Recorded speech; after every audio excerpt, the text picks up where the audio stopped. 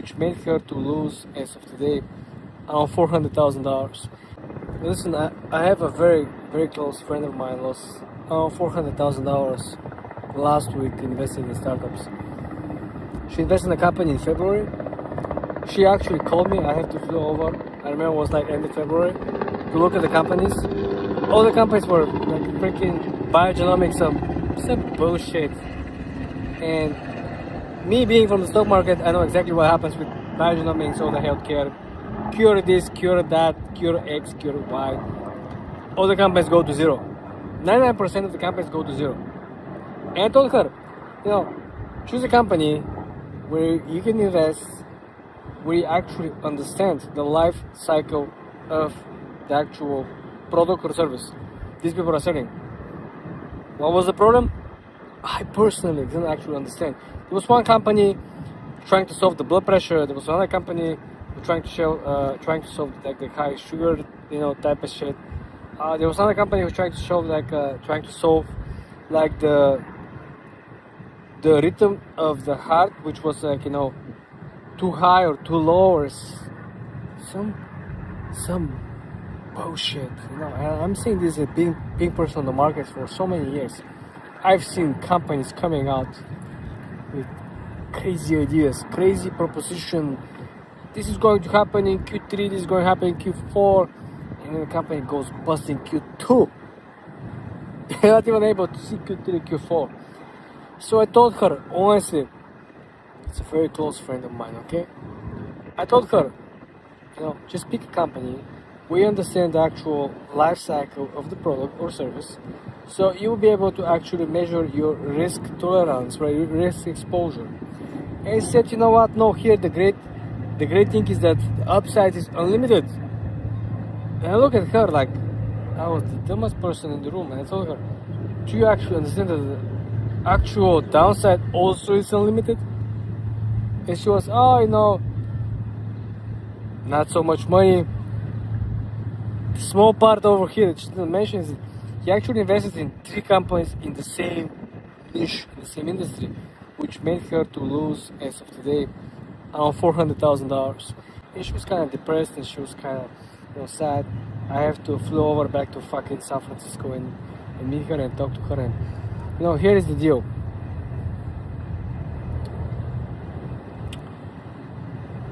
You can make money in sectors or niches buying companies that are selling products or services that you're not fully competent to speak about or understand. Yes, you can. But this is 10% of the story. This is 10% of the cases. 90% of the cases, you are going to lose money, or you're exposed to lose money. Why? You're exposed to lose money because you cannot really hedge the market. Let me explain the whole situation. When you understand the niche or the industry, more or less, you are capable to hedge your position. Let's say I go into the AI private equity route, and it is 2008, and OpenAI pitches me. He wants me to invest $1 million. I don't know nothing about AI in 2008. But I have a friend who is investing in a company which is called Anthropic, and he put $500,000. And I know the person is very smart, the person is technical, I'm not technical. So this is how I'm going to hedge my bets. Even though I know nothing about the industry, even though I know nothing about OpenAI, I still will be willing to put $500,000 up to $1 million in 2008. For a lot of people who are not aware or weren't born that time, 2008 to 2009, Elon Musk was named as one of the worst entrepreneurs. Both of his companies, SpaceX and Tesla, were going bankrupt according to the media, and he was called loser for losing the $500 million check or payout he received from selling PayPal to eBay. This is the environment. I want to set up the realistic environment for you. The problem with my friend, which she invested in this biogenomics bullshit live forever type of shit. She had no experience in this niche. She had no experience in either using the products or ever invested or studying or investing or looking to the whole overall niche, which is the winner, which are the winners, which are the losers, which company actually has a comprehensive advantage over others, which company have a budget actually to do the research and development and actually come up with some solution that hasn't been developed yet. She lost $400,000. She invested in February, and now we're June. Out of you, motherfuckers. I know exactly. You're aiming to make 6 figures this year. My friend already lost 6 figures, and it's not even half through the year. What is the lesson over here? The lesson here, I'm gonna put it, is raw as possible. If you're not smart enough, regardless of what you're thinking, you might think you're smart, but in the back of your mind, you know you're not smart enough. If you're not smart enough, hit your position, meaning look up to other companies that they're doing or selling the same product or service. If they're none, stay the fuck away. If there is only one company who is selling a fucking cigarettes made out of fucking, ocean fucking grass that grows 6 times of the every 6 months or whatever, stay the fuck away unless you're a fucking biologist.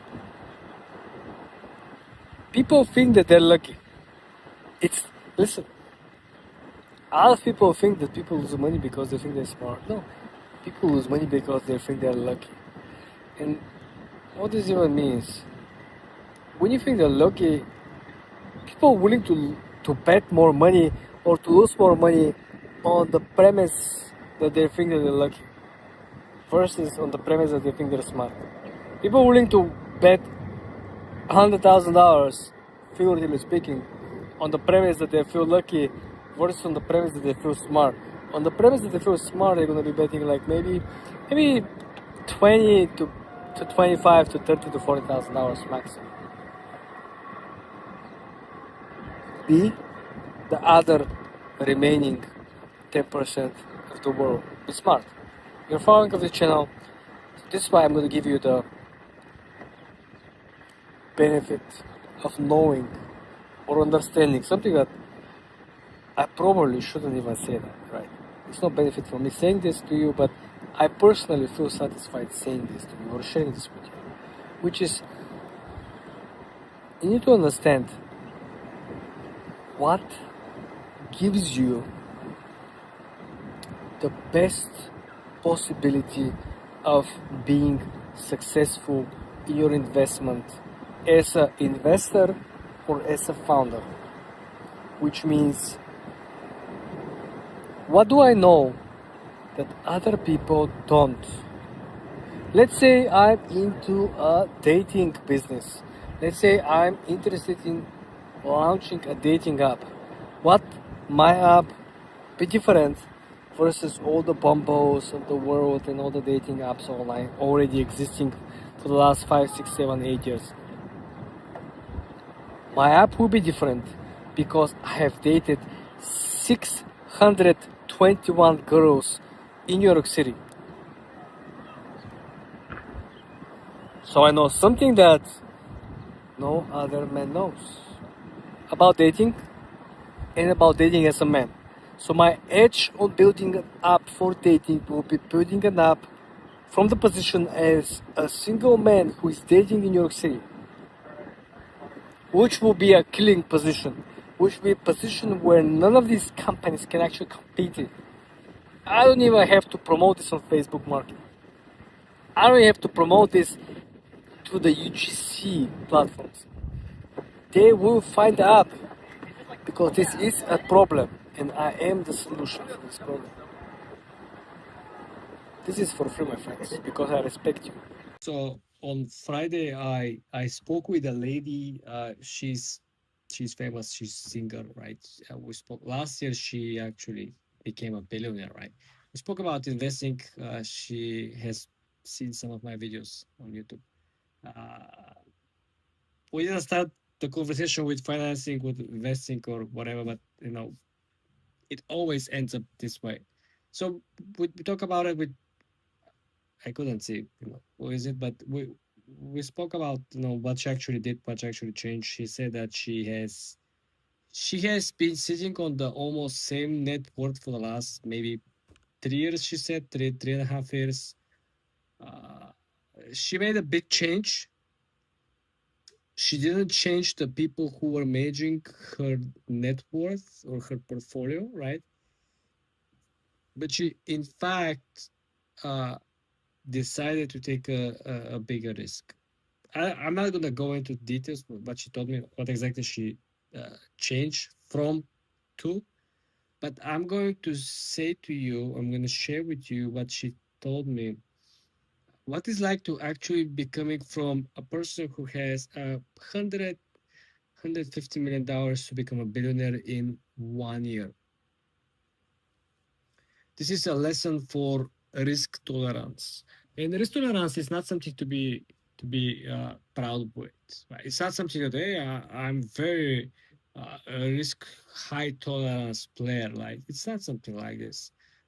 Risk is associated with knowledge. If you have a sufficient knowledge about something that other people don't, yes, you can take the risk because you know something that other people don't. And the people who are actually working for NVIDIA, they knew that NVIDIA is building chips that will be used by all of the AI companies. And everyone else who was outside NVIDIA as an employee was not a geek, wasn't aware that the chips was the first layer of the AI revolution. The second was, of course, the data centers. The third one, which is currently evolving, is the memory set. This is why you saw the SanDisk stock actually explodes from low hundreds to very close to $1,000 share. But again, having what she told me that before she had no intrinsic knowledge about the markets at all. She only knew about S&P 500, about diversification, somewhat of portfolio theory. But remember, at the end of the day, if you are investing following the average person's investing strategy, you're going to have an average returns. And there is nothing wrong with this. She could have been remain with 7 to 12 to 16%, which was the actual S&P 500 return for 2025. Every single year, moving forward on $100 million portfolio, 16%. It's not a bad deal. $16 million gives or take, you pay 30, 25, 30% tax on it whatsoever. But remember, there is something called time value of money. I made a separate video about it because this is something very important. Uh, it is easy concept, but sounds complicated. That's why a lot of people not really paying attention to. Don't worry, one about. Effectively, this is why $1 today worth more than $1 tomorrow. Time value of money, in particular with dollar, because the Federal Reserve can print as much money they needed to make the balance sheet works in a sense of the treasuries. So the debt ceiling, you probably heard this once upon a time. Every single year there is more money spent than money that needed to be covered, collected by taxable revenue whatsoever. So then the debt ceiling should be released. There is a limit. This limit should be removed. So Treasury will be able to issue more treasuries. So then the Treasury will be able to sell these treasuries to the individual or institutional investors. So then they can actually raise capital, which will be able to cover the debt hole, right? It's very simple. I understand it might sound complicated, but it's very simple. So the main concept that I spoke with this lady is that she decided to change her risk tolerance. And the people who are managing their funds, right, it's an institutional investor. I know them very well. They're pretty conservative. Even their app or their website as a broker is very outdated. When you go on it, it takes maybe 7 clicks to go to your transfer funds in and out. You can imagine how outdated the app actually is. But la- last but not least, I want you to think about this. She said that uh, the concept of her taking more risk was not motivated by greater returns. It was rather because she's into the entertainment industry. She's not into the finance. So she really cannot see or compare returns between different people or portfolios. This is something that people within the industry can see from the first hand and look at somebody else and say, oh, wow, I made $20 million last year and this person made, you know 31, 32, 33 million dollars. Why? We both had $100 million invested. Why this person made 12 or 11 or $13 million more than me? Right? They kind of get curious. There's always this level of competition.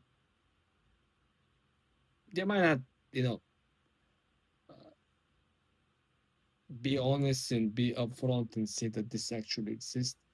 But remember, efficiency always equals better performance. Think about the Ray Dalio's Bridgewater wealth management program. Think about the difference between having your money invested with BlackRock for the last 25 years versus having your investable income with Berkshire Hathaway for the last 25 years.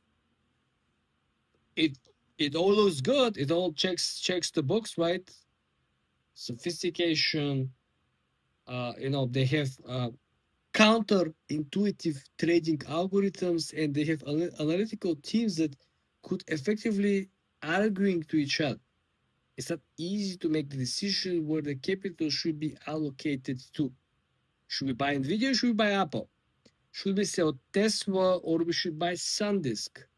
Is Microsoft really going to have an upper hand in the OpenAI deal when the OpenAI start actually running ads on their platform?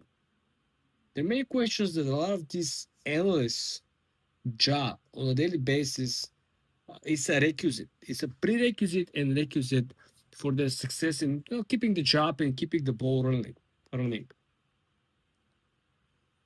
So I spoke with this lady. Everyone knows who the lady is. And she became a billionaire last year. I believe in uh, early August, she had like a special entertainment event. She said something that really blows my mind. She said that with her previous net worth of $100 million, and now when she's a billionaire, she said that the only thing that actually changed is the scale of her return.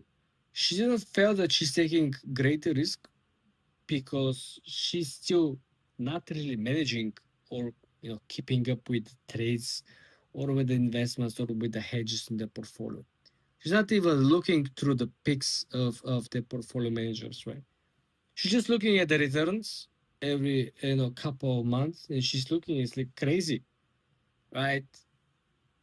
If before you had $1,000 in every month, I can give you a very simple example. Let's say you have a savings account, and let's say in the savings account, you usually had, let's say, $1,000. Every month you get like $23 return, right? Monthly interest whatsoever. But the moment comes and you actually deposit $100,000, simultaneously you are making, you know, 250, 300, $400, depending of the interest rates from the Fed, right? So it's like, wow, I didn't do anything different. I just put more money. The only difference is that she didn't just put more money, she put more money into a higher risk strategy. Because remember, at the end of the day, you could choose with your portfolio manager, with wealth management team, what route you want to take upon, right? You want to take a mid risk, high risk, or excessive risk. Excessive risk is companies that are here today, everything sounds good. It's absolutely outperforming 20+% daily gains. But these companies could disappear in next month. Could show that, you know, all the reports were fake, the clients were not paying, or the product was not as good, was promoted to be good. And all companies were crashing down to the zero. Again, risk tolerance is not only investment strategy, it's a personality. I believe not only this lady, right? I know a lot of other people who made a lot of money, not because they were smarter, not because they were, I would say, very knowledgeable about subject matter or the niche. They were just taking so much risk. And they were not taking the risk because they were so bullish or confident, or they had a very uh, clear path where the project or the company is going. They just like the risk. There are people out there who cannot live without being on the edge. This might sound like a cliche, but I guarantee you there are people out there that cannot survive if their life is organized, predictable, if everything is set in order, there's no expectations for potential changes in the last minute or some potential drawbacks of their decisions, right? They just can't live in a world where everything is predictable, in the world where there are no risks, in a world where you have a guaranteed, potential minimum return or outcome. So this is the lesson over here. The lady was the same lady. The invested capital was the same capital. She didn't change it. The only thing that changed was her attitude towards the risk. And don't get me wrong, she could have lost the $100 million. What was the most recent decline? Okay, the market fell in the beginning of the US Iran war around 17%. If she caught up this bad timing, right? Sometimes it's about timing. I'm going to be honest with you. Sometimes it's all about timing. You might be completely right about your investment thesis, but sometimes it's just the market is fixed. Okay. So she could have been down $17 million, but instead she became a billionaire. So timing, sometimes this is the luck moment, the luck part of the equation, which I contribute to be around 10 to 20% usually, which is knowledge, capital allocation, timing, and luck. This is what actually comprises the whole equation of successful investing. But anyway, guys, I don't want to get this video too long. So bear this in mind, pay very close attention to the markets.